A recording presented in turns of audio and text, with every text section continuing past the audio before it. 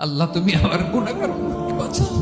বিশ্বনবী পাগলের মতো একবার হাউজে কাউসারে যাবেন, একবার সিরাতে যাবেন, একবার পুলসিরাতের দিকে, একবার হাউজে কাউসারের দিকে পাগলের মতো দৌড়াতে থাকবেন।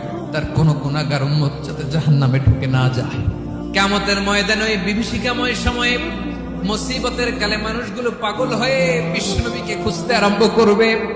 সবাই মিলে বিশ্বনবীর কাছে যেয়ে বলবে, ইয়া রাহমাতাল লিল আলামিন, দেখেন আমাদের কি অবস্থা, সূর্যের আলোতে ঘেমে হয়রান, আজকে কেউ সুপারিশ করতে পারবে না।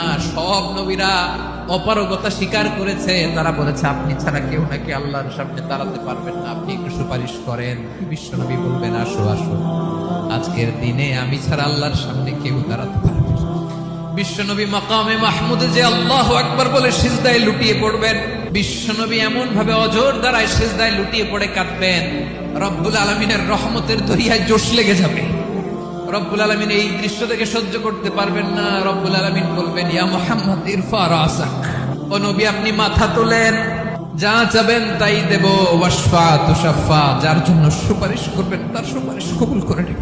বিশ্বনবী মাথা তুলবেন, তুলে বলবেন, রব্বি হাবলি উম্মতি, আল্লাহ তুমি আমার গুনাহগার উম্মতকে বাঁচাও।